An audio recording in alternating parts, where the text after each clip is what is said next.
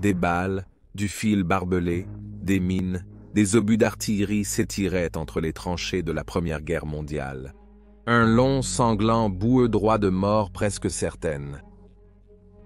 C'est le No Man's Land. Face à une telle puissance mortelle exercée par les deux côtés, avancer de quelques mètres semble rien de moins qu'un miracle. Passer par-dessus les tranchées semblait plus être un suicide qu'une opération militaire organisée.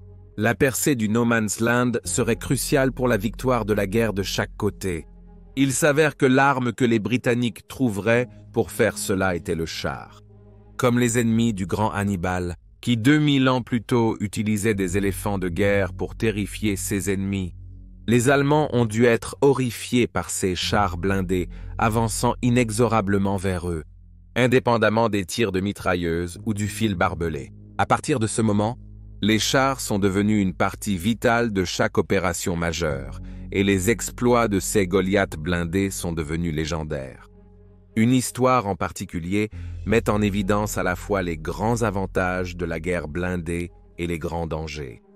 C'est une histoire de héroïsme, de dévouement et de sacrifice, mais par-dessus tout, c'est une histoire de l'esprit humain face à des obstacles apparemment insurmontables.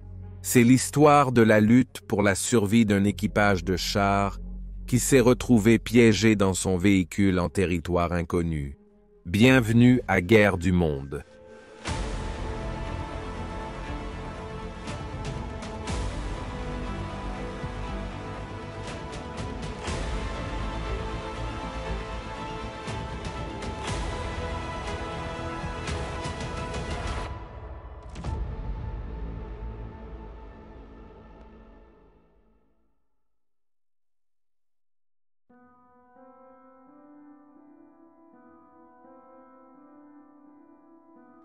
« 1917 était une année cruciale pour l'effort de guerre des Alliés, alors qu'une nouvelle vague d'offensives estivales en Belgique et en France se rapprochait. D'une part, les États-Unis avaient abandonné leur neutralité et envoyé la force expéditionnaire américaine pour se joindre à la lutte sur le front occidental. Cependant, cela était contrebalancé par la révolution de février en Fédération de Russie, qui avait vu le tsar évincé du pouvoir et le pays laissé dans un vide politique. Il y avait aussi une insatisfaction croissante parmi les rangs français, conduisant à des mutineries et des refus de retourner dans les tranchées, ces derniers étant discrètement étouffés par les autorités françaises pour ne pas alarmer leurs alliés. Enfin, il y a eu la reprise de la guerre sous-marine sans restriction par la marine du Kaiser, et ils ont infligé des dommages significatifs aux lignes d'approvisionnement de l'Amérique du Nord vers la Royaume-Uni et l'Europe de l'Ouest. En Belgique, le maréchal Douglas Haig, qui commandait la force expéditionnaire britannique, a décidé que l'armée britannique devrait lancer une offensive majeure contre les Allemands avant que des influences extérieures n'affectent leur capacité à le faire. Depuis 1914, les troupes britanniques et allemandes menaient une campagne sanglante, se battant pour le contrôle du saillant d'Ypres, maintenant détenu par les Allemands, ce qui a créé une saillie dans la ligne de front vers l'ouest. Haig était déterminé à repousser la saillie. Le plan de Haig prévoyait une attaque préliminaire sur la crête de Messine contre le sud de l'Allemagne, afin de les forcer à engager leurs réserves, qui pourraient ensuite être détruites dans les batailles suivantes. Cette partie de l'offensive a été menée le 7 juin 1917 et s'est avérée être un succès total. Encouragé par cela, Haig a autorisé une offensive totale dans le but d'éjecter les Allemands de la saillie en un seul coup décisif. Mais parmi les commandants britanniques, il y avait une certaine appréhension concernant ce plan. Le saillant d'Ypres comprenait de vastes zones de marécage, qui risquaient probablement de se transformer en marais et en marécages après le bombardement d'artillerie prolongé prévu pour affaiblir l'ennemi.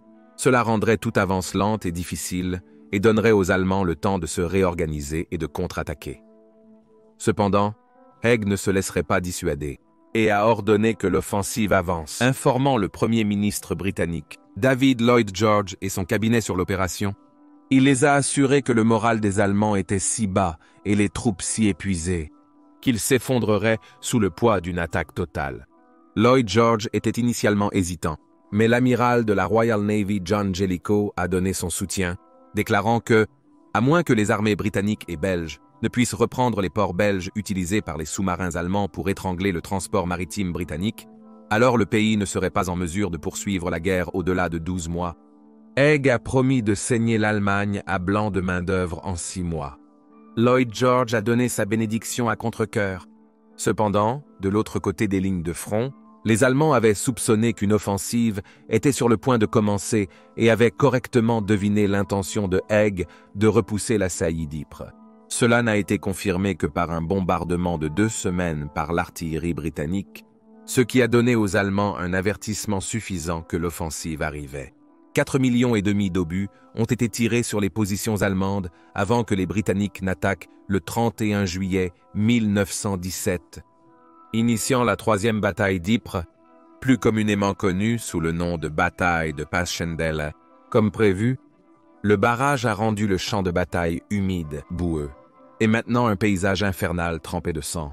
Le chef du renseignement de Haig, le général Jean Charteris, a exprimé sa frustration envers Haig, qui n'avait pas écouté les avertissements précédents lorsqu'il a écrit ce qui suit « Chaque ruisseau est gonflé et le sol est un bourbier ». Si les enregistrements des années précédentes ne nous avaient pas donné un avertissement équitable, on pourrait penser que la Providence s'est déclarée contre nous.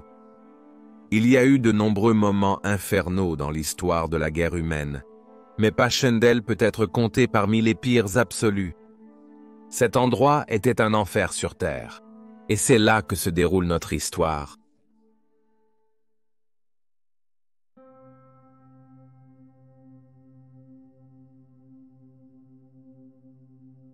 Donald Hickling Richardson est né à Nottingham en 1893, fils d'Arthur Richardson qui, en plus d'être épicier, était également un député travailliste libéral élu. Comme beaucoup de jeunes hommes, Donald Richardson s'est retrouvé pris dans les combats brutaux et sanglants en Europe, alors que le continent était en flammes en 1914. Ceci, malgré le fait que son père était un opposant farouche à la guerre, recevant une commission en 1915 en tant que lieutenant. En moins d'1 an, il s'était porté volontaire pour être transféré au nombre croissant de régiments de chars royaux qui se formaient. Finalement, le désormais capitaine Richardson s'est retrouvé en tant que commandant de section du bataillon France, utilisant le char F-41 numéro de série 2329 comme monture personnelle. Lui et ses hommes ont surnommé le char le Frebentos, en référence aux produits de viande en conserve populaire que son père vendait dans la boutique familiale, quelque chose qu'il a comparé à l'expérience des hommes à bord d'un char. Le Frebentos était un char Mark IV, comprenant des améliorations majeures par rapport aux versions antérieures.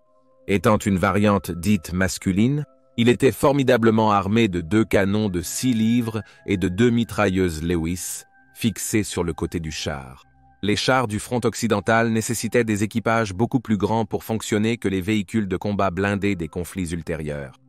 Typiquement, le Frebentos avait un équipage de 8 hommes, à savoir le sous-lieutenant George Hill, le sergent Misson et les artilleurs, Guillaume Maury, Ernest Hayton, Frederick Arthurs, Percy Budd, Jacques Binley et Ernest Brady. Avec Richardson commandant également l'avance, cela a porté l'équipage à 9. Ils venaient de divers horizons, mais ils étaient unis pour former les entrailles de la bête métallique qui allait être déchaînée sur l'ennemi. Leur incroyable histoire a commencé le matin du 22 août 1917. Les Allemands tenaient des positions sûres et autour d'une position élevée sur la colline 35, typiquement militaire. La colline 35 offrait aux Allemands une vue superbe sur les environs.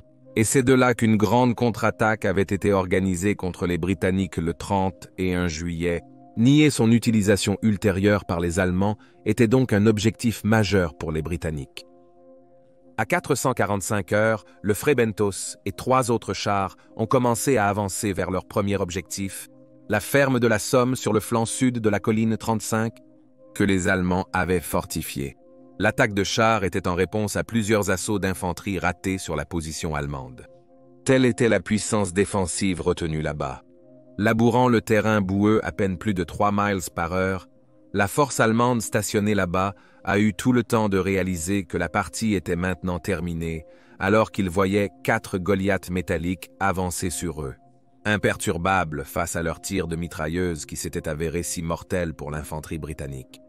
Après un échange de tirs animés entre les deux côtés, les Allemands, sous la pression des chars, 6 livres de canon se sont repliés sur leur ligne de défense principale, où ils se sont préparés à affronter l'armure britannique.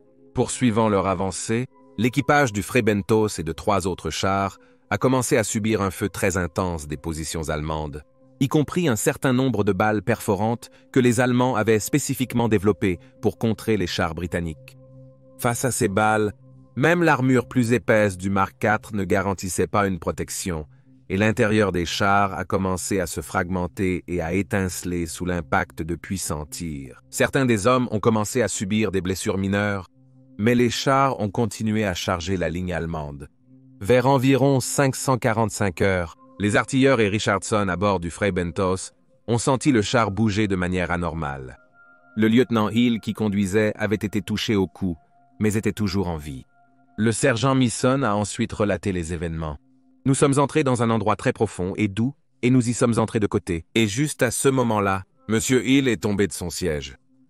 Le capitaine Richardson est monté sur les sièges pour le soulager, mais il a été pris dans les commandes, et avant que le conducteur puisse faire quoi que ce soit, elle était déjà dedans et a fini dans le fossé. L'équipage du Frebentos était maintenant piégé à quelques mètres des positions allemandes, leur char incapable de bouger.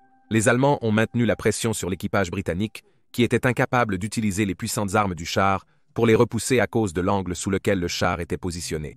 Ils ont donc eu recours à leurs armes personnelles pour riposter. Il était toujours possible de tomber en panne, et les chars étaient équipés de poutres de désembourbement qui pouvaient être placées sous les chenilles pour leur permettre de se remettre en mouvement. Toutefois, leur seul point de transport possible était le toit. Malgré le feu nourri que subissaient les chars, le capitaine Richardson a décidé de quitter la protection du Frebentos et de tenter de récupérer les poutres, mais il a été repoussé par le feu ennemi intense. Après un court moment, le sergent Misson et le canonnier Brady ont ensuite tenté de les récupérer. Le sergent Misson a décrit les événements suivants. Je suis sorti de la porte du sponson droit pour ranger une partie de l'équipement de désembourbage, mais j'ai entendu des balles frapper le char et j'ai vu des Boches à environ 30 yards tirer sur moi. Je suis rentré à nouveau.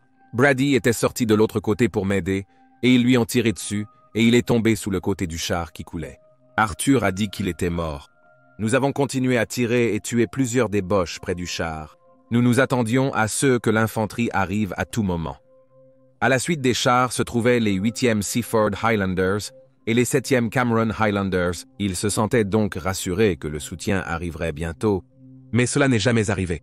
Les défenses allemandes étaient tout simplement trop fortes. L'infanterie a été repoussée, tout comme leurs chars d'accompagnement, laissant les 8 équipages survivants isolés et beaucoup d'entre eux portant des blessures. Ils ont repoussé les tentatives des Allemands pour les éliminer et capturer leurs chars pendant la journée.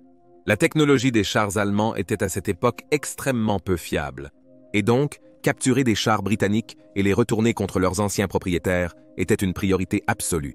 Comme si tout cela n'était pas assez stressant pour les hommes piégés, ils ont vite commencé à réaliser que certains des tirs qu'ils subissaient venaient de derrière eux. Il semblait que les Britanniques, voyant les Allemands s'amasser autour du char, avaient présumé que l'équipage était mort et qu'il avait été capturé.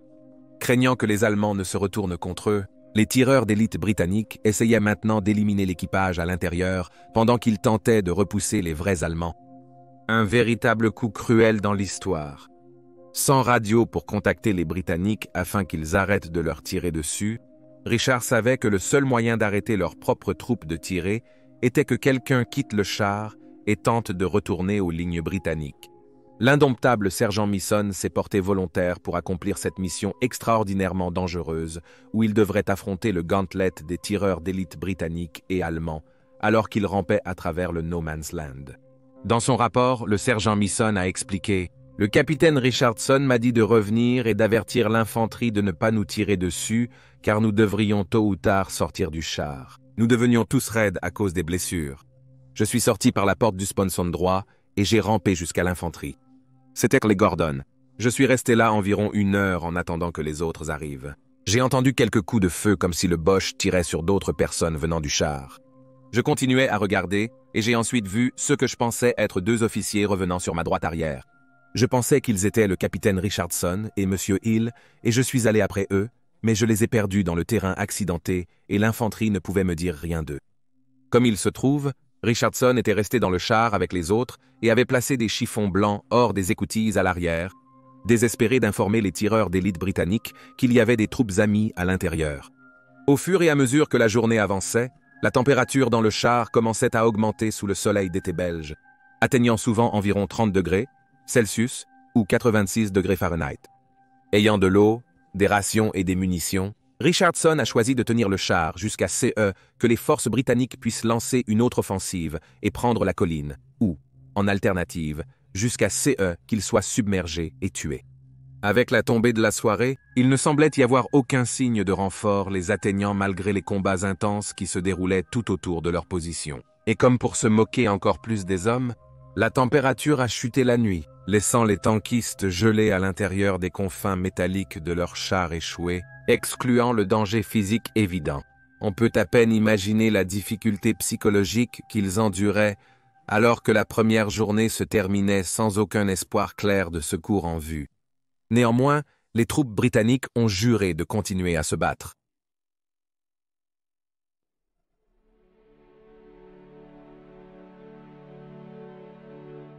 Recroquevillés dans leurs chars échoués, l'air nocturne portait les bruits de la bataille au loin pour que Richardson et ses hommes puissent les entendre aux premières heures du 23 août. C'était à la fois une source de soulagement et d'appréhension.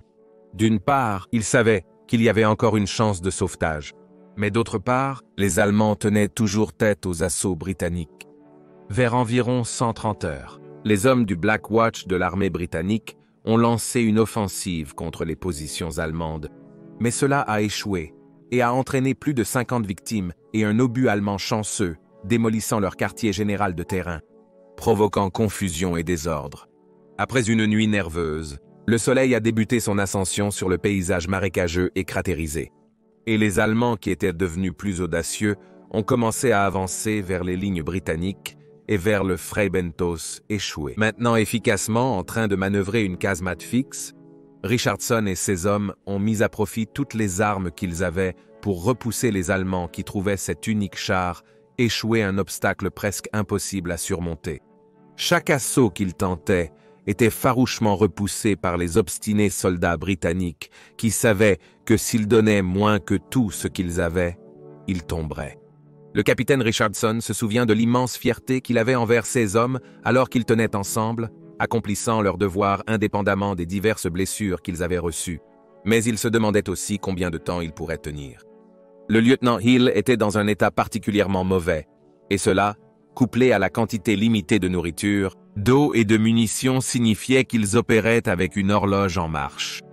Après une autre mi-journée tortueusement chaude à l'intérieur du char, il a semblé une éternité avant que le soleil ne commence à se coucher à nouveau et que les tankistes malmenés soient forcés de faire face à la perspective d'une autre nuit dans le véhicule encastré.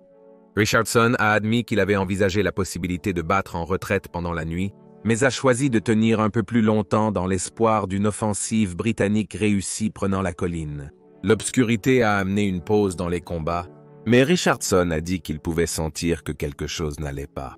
Soudain, l'intérieur du char a commencé à faire du bruit et à cogner avec des bruits qu'il pensait être des troupes ennemies sur le toit, et Richardson soupçonnait que les Allemands changeaient de tactique, probablement cherchant à déclencher des incendies et à les fumer. L'équipage du char s'est mis en action, ouvrant des trappes pour tirer avec leurs pistolets et fusils et maniant leurs mitrailleuses Lewis.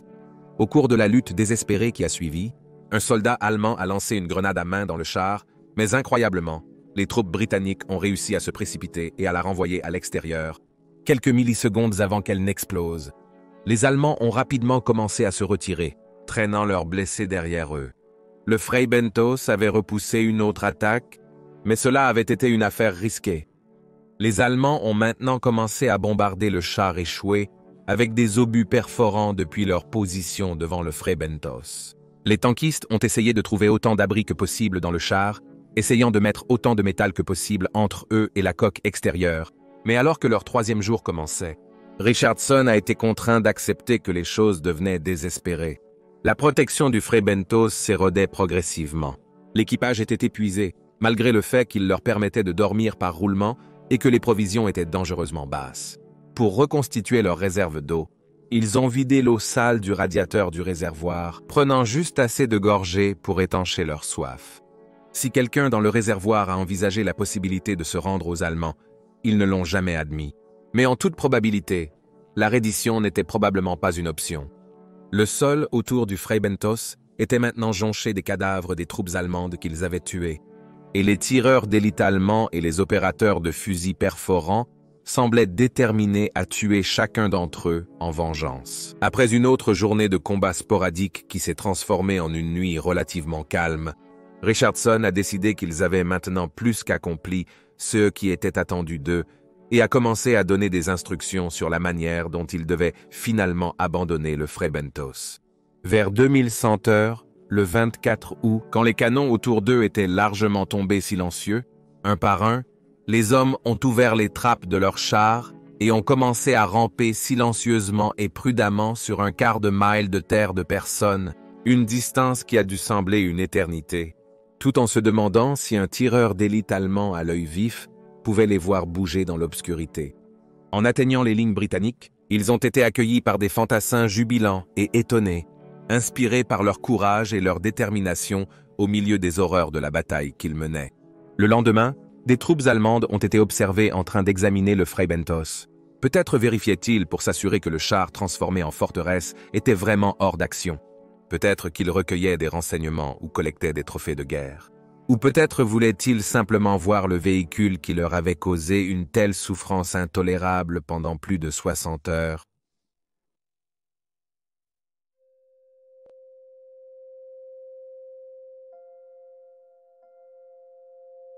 L'héroïque résistance de Richardson et de ses hommes n'est pas passée inaperçue aux yeux des généraux, qui ont décerné à chacun d'eux des médailles pour leur bravoure et leur dévouement au devoir. Richardson et Hill ont tous deux reçu la croix militaire, tandis que le sergent Misson et le canonnier Morris ont reçu la médaille de conduite distinguée. Les autres membres de l'équipage ont reçu la médaille militaire. Cette collection de médailles a fait de l'équipage du Freibentos l'équipage de chars le plus décoré de la guerre.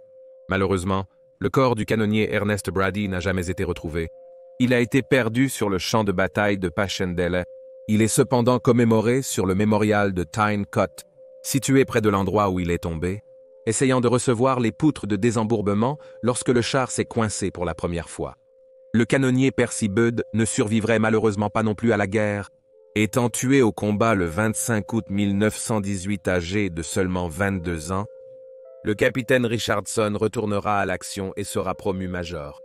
Il a naturellement obtenu un autre char et fièrement inscrit sur sa coque était le surnom Freibentos II. Et voilà l'une des histoires infinies de l'enfer sur terre à Passchendaele. Merci de partager vos pensées et réactions en commentaire. Et n'oubliez pas d'aimer cette vidéo et de vous abonner pour soutenir la chaîne. Merci d'avoir regardé et je vous verrai la prochaine fois.